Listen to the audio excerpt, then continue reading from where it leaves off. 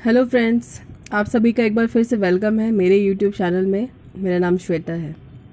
पिछली वीडियो में सेक्शन 1 को हमने अच्छे से कवर किया था। आज हम सेक्शन 3 को अच्छे से कवर करेंगे, जिसमें बहुत सारी परिभाषाएं दी गई है। और सबसे पहली परिभाषा जो है उसमें इमूवेबल प्रॉपर्टी की है, जो कि स्थावर संपत्ति है। सेक्शन 3 में सिर्फ निर्वचन खंड को ही रखा गया है, जिसमें सिर्फ परिभाषाएं ही दी गई है, क्योंकि ट्रांसफ़र ऑफ प्रॉपर्टी एक्ट सिर्फ प्रॉपर्टी के ट्रांसफ़र के बारे में ही बात करता है। अलग अलग नियम देता है, अलग अलग तरीके बताता है, रूल्स बताता है। तो इसीलिए सबसे पहले संपत्ति क्या होती है, इसे जानना भी हमारे लिए इम्पॉर्टेंट हो जाता है, क्योंकि जब हम यही नहीं जानेंगे कि संपत्ति का एक्चुअल मीनिंग क्या है, तब तक इमूवेबल प्रॉपर्टी या मूवेबल प्रॉपर्टी ही नहीं जान पाएंगे। तो संपत्ति का मतलब हम लोग टाइटल से भी निकालते हैं, और संपत्ति का मतलब हम लोग ओनरशिप से भी निकालते हैं। या ऐसा कह सकते हैं कि कोई ऐसी चीज़ जिस पर आपका आधिपत्य हो और आपका हक हो, वही आपकी संपत्ति बन जाती है। टीपी एक्ट में संपत्ति की परिभाषा कहीं पर भी नहीं दी गई है, और ना ही अचल और चल संपत्ति की परिभाषा दी गई है। वैसे जब हम लोग स्टार्टिंग में एलएलबी कर रहे होते हैं, तो वहाँ जूरिस्प्रूडेंस में हमें संपत्ति और उसके प्रकारों की परिभाषा पहले ही बता दी गई होती है, लेकिन यहाँ कहीं पर भी ऐसी परिभाषा नहीं है। टीपी एक्ट में भी जो स्थावर संपत्ति की परिभाषा है वो भी कंप्लीट नहीं है। वो भी एक तरीके से इनकम्प्लीट ही डेफिनेशन है, और एक नेगेटिव डेफिनेशन है। नेगेटिव डेफिनेशन कैसे है?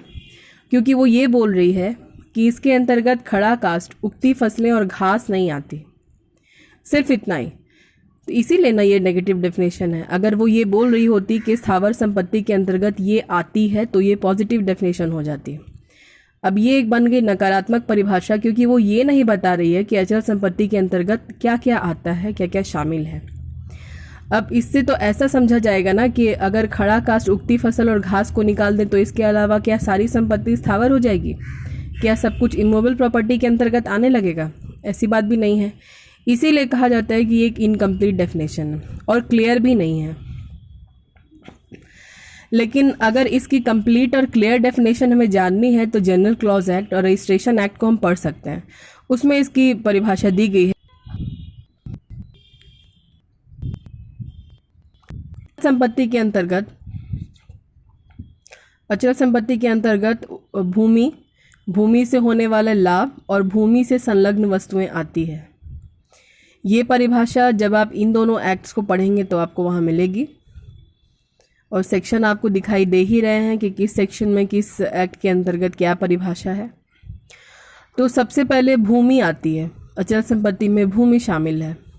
अब भूमि क्या है? वैसे तो हर व्यक्ति भूमि का मतलब जानता ही है कि भूमि क्या होती है, लेकिन अगर परिभाषा लिखने की आए, तो अगर हम जाने तो एक ठोस जगह, एक ठोस सतह, ज़मीन तो दिख रही है कि हाँ ये भूमि है, लेकिन यहाँ पर यह भी जानना है कि ज़मीन के ऊपर वाला जो हिस्सा है, जिसको हम लोग वायुमंडल कहते हैं, वो भी यहाँ पे भूमि है, और ज़मीन के नीचे वाला जो हिस्सा है वो भी यहाँ पे भूमि है।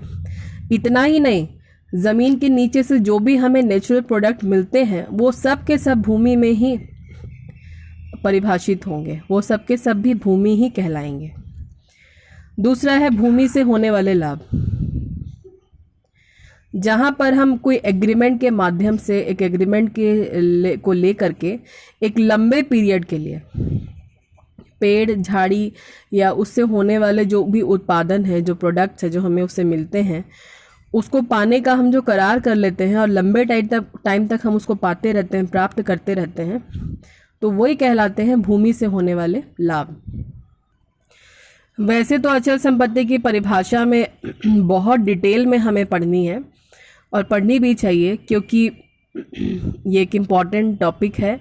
मतलब जब हम अचल संपत्ति की परिभाषा जानेंगे नहीं, तो हम ट्रांसफ़र ऑफ प्रॉपर्टी का एक बड़ा हिस्सा समझ नहीं पाएंगे, क्योंकि मूवेबल प्रॉपर्टी के ट्रांसफ़र के बारे में बहुत कम बातें की गई है, तो अचल संपत्ति के ट्रांसफ़र के बारे में बहुत ज़्यादा बातें की गई है, और एक एक्ट का एक बड़ा हिस्सा इसके बारे में बात करता है।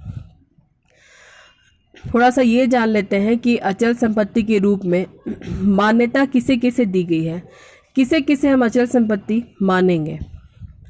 तो सबसे पहले आपको दिखेगा मार्ग का अधिकार, दूसरे में है अचल संपत्ति से किराया वसूल करने का अधिकार, तीसरा दिखेगा भूमि पर लगने वाले मेले से बकाया वसूल करने का अधिकार, पार घाट या नौ घाट का अधिकार, ये डेफिनेशन आपको बुक में भी मिल जाएगी ये सब कुछ, हाट या बाजार से बकाया वसूल करने का अधिकार, मंदिर के पुजारी का आनुवंशिक पद भी अचल संपत्ति है जिसको न्यायिक मान्यता मिली हुई है, मृत पति की अचल संपत्ति की आय में एक हिंदू विधवा का जीवन हित एक अचल संपत्ति है, मछली पकड़ने का अधिकार, एक भूमि का पट्टा, पेड़ों से ला इकट्ठा करने का अधिकार, कारखाना, आनुवंशिकी भत्ते, रोशनी का अधिकार, एक दूसरे की भूमि पर चराई का अधिकार। इस पॉइंट में जो हम 14 हमें दिख रही है 14 पॉइंट्स, अगर इसको हम पढ़ लेते हैं तो थोड़ी सी सहूलियत हो जाती है ये पता करने में कि क्या अचल है और क्या अचल है। वैसे एक्ट के हिसाब से चल और अचल दोनों ही हमारे लिए जानना बहुत ज़रूरी है। अचल संपत्ति के एक टॉपिक को कवर करने में मुझे लगता है कि मेरे हिसाब से एक वीडियो में कवर करना पॉसिबल नहीं है। अगर कर भी दिया जाए तो वीडियो बहुत लंबा बन जाएगा और फिर बहुत लंबा होने से दिमाग उबने लगता है, बोरियत महसूस होने लगती है। तो आगे में जो आपको दिख रही है भूबद्ध, भूमि से जुड़ी हुई चीज़ें जिसमें शामिल है भूमि में मूलित या भूमि में निविष्ट, ऐसी निविष्ट वस्तुओं में जुड़ी हुई बद्ध वस्तुएं, लेकिन ये वस्तुएं जो लाभप्रद उपभोग के लिए हो। तो ये सारी चीज़ों पर डिस्कस मैं सोच रही हूँ कि अगले वीडियो में ही करना चाहिए, क्योंकि इसको अगर और क्योंकि इसमें बहुत सारी बातें हैं, बहुत सारे पॉइंट्स हैं जिसको छोड़ा नहीं जा सकता और जानना भी बहुत ज़रूरी है। तो आज के इस वीडियो के लिए इतना ही, थोड़ी सी छोटी सी शुरुआत थी। आपको पसंद आए तो लाइक कीजिए, शेयर कीजिए, कमेंट कीजिए, चैनल को सब्सक्राइब कीजिए, बेल आइकन प्रेस कीजिए।